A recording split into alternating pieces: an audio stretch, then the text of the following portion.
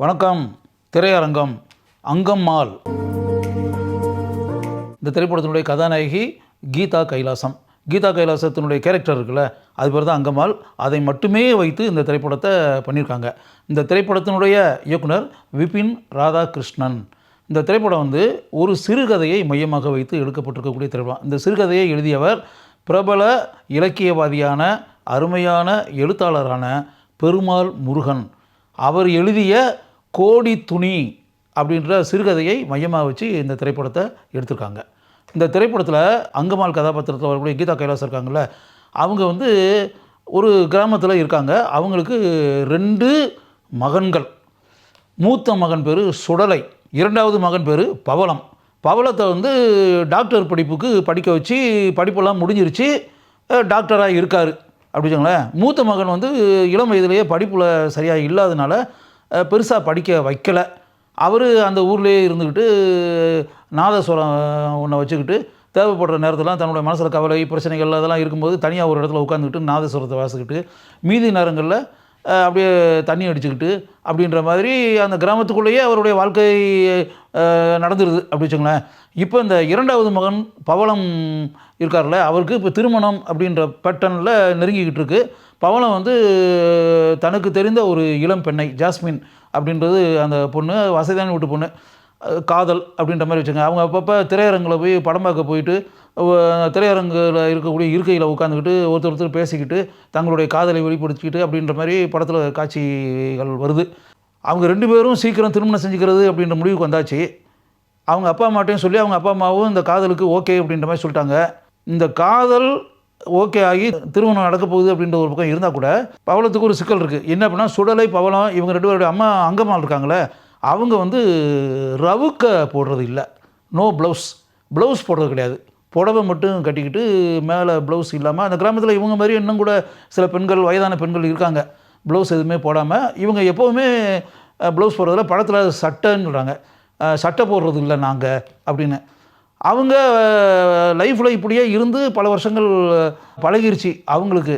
ஆனால் இந்த பவளம் இருக்கானே, அவனுக்கு ஒரு இக்கட்டான நிலை. இப்போ எப்படின்னா, இந்த பொண்ணு வசையான வீட்டு பொண்ணு, அவங்க அப்பா அம்மா அப்படின்னு வரும்போது அம்மாவை இப்படி ரவுக்க இல்லாமல் பார்த்துன்ற மாதிரி இருந்துச்சுன்னா அந்த திருமணத்தில் அதனால் ஏதாவது பிரச்சனை வந்துடுமோ அப்படின்னு சொல்லிட்டு அந்த படத்தில் ஃபுல் மேட்ரே இதுதான்.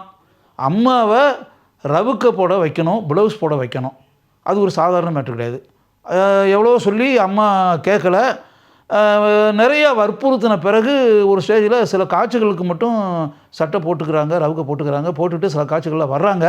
அதுக்கு பிறகு சில பிரச்சனைகள் அப்படி இப்படின்றதெல்லாம் இதான உடனே அவங்க மறுபடியும் அந்த ரவுக்கையை கழட்டி போட்டு தான் எப்போவும் எப்படி இருப்போமோ அதே மாதிரியே ரவுக்க இல்லாமல் அந்த சட்டை இல்லாமல் அவங்க வழக்கம் போல் டிவிஎஸ் 50 மாதிரி ஒரு வண்டியை வச்சுக்கிட்டு அதில் ஓட்டிக்கிட்டு அதில் வீடு வீடாக போய் பால் கேன்லேருந்து பாலை எடுத்து விநியோகம் செஞ்சு அப்படின்னு மாதிரி ஒரு அமைதியான கிராமத்து வாழ்க்கையை அவங்க வாழ்ந்துகிட்டு இருக்காங்க.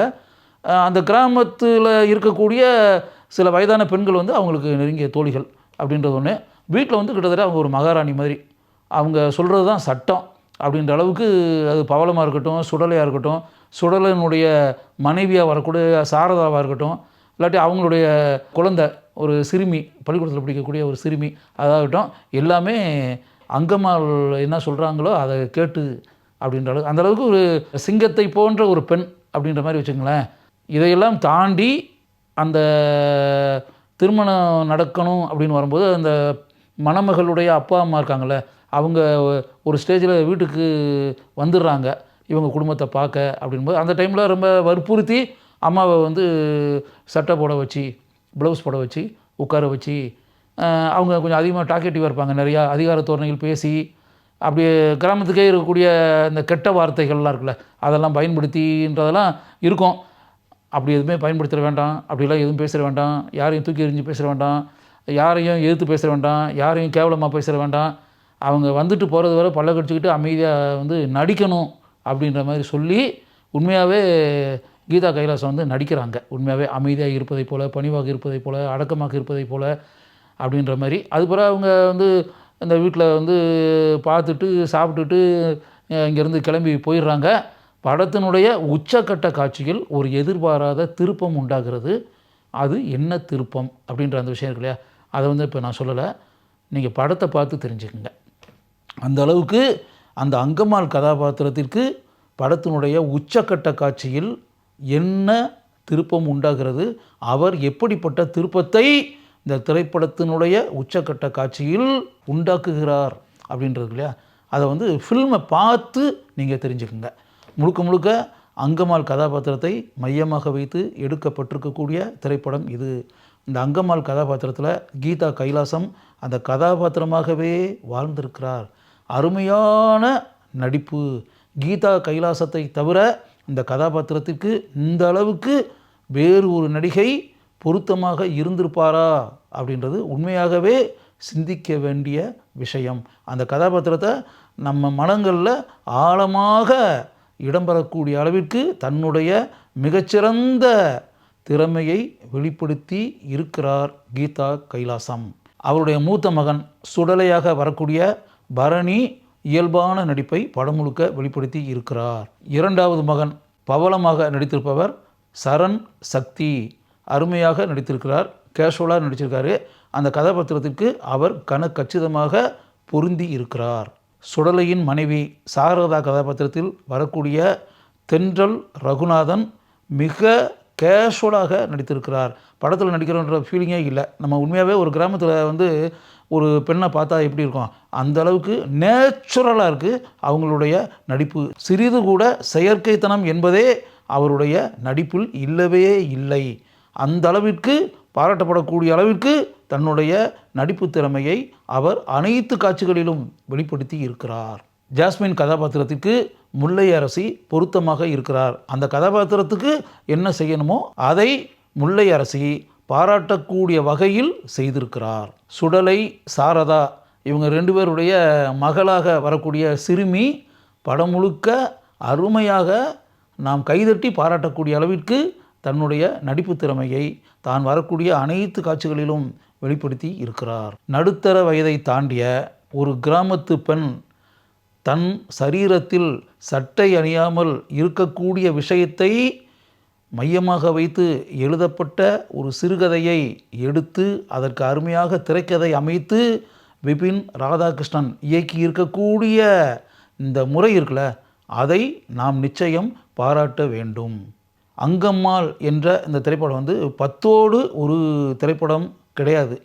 மிகவும் ஸ்லோவாக செல்லக்கூடிய இந்த திரைப்படத்தை பார்க்கணும் அப்படின்னா பொறுமையாக உட்காந்து பார்க்கணும். பொதுவாக படங்களில் வரக்கூடிய வர்த்தக ரீதியான அம்சங்கள் அப்படின்ட்டுருக்குல்ல, அதெல்லாம் படத்தில் அந்த விறுவிறுப்பு, வேகம், டேர்னிங் பாயிண்ட் அப்படிலாம் சொல்கிறோம்ல, அப்படிலாம் பெருசாலாம் படத்தில் எதுவுமே இருக்காது. கமர்ஷியல் எலிமெண்ட்ஸ் அப்படிலாம் சொல்கிறோம்ல, அப்படிலாம் படத்தில் எதுவுமே இருக்காது. அமர நல்ல மாறுபட்ட கதையை கொண்ட ஒரு திரைப்படத்தை பார்க்குறோம் அப்படின்ற மாதிரி நினச்சிக்கிட்டு பொறுமையாக, மிகவும் பொறுமையாக அமர்ந்து இந்த திரைப்படத்தை பார்த்தோம் அப்படின்னா படத்தை வந்து நிச்சயமாக நம்ம பாராட்டலாமே அப்படின்ற மாதிரி ஒரு எண்ணம் நமக்கு உண்டாகும். பொருத்தமான இடங்களில் இந்த திரைப்படத்தில் பாடல்களை இடம்பெற செய்திருக்கிறார்கள். அஞ்சாய் சாம்பல் இவர் தான் இந்த திரைப்படத்தினுடைய ஒளிப்பதிவாளர். ஒரு வறண்டு கிடக்கக்கூடிய கிராமத்தை நம் கண்களுக்கு முன்னால் தன்னுடைய சினிமாட்டோகிராஃபியின் மூலம் கொண்டு வந்து இவர் நிறுத்தியிருக்கிறார். கீதா கைலாசம் நடித்திருக்கக்கூடிய அங்கம்மாள் என்ற திரைப்படத்தை ஒரு முறை கட்டாயம் பாருங்கள். பார்க்கும்போது இது ஒரு மாறுபட்ட கதையை கொண்ட திரைப்படம் என்ற எண்ணம் உங்களுக்கு நிச்சயம் உண்டாகும்.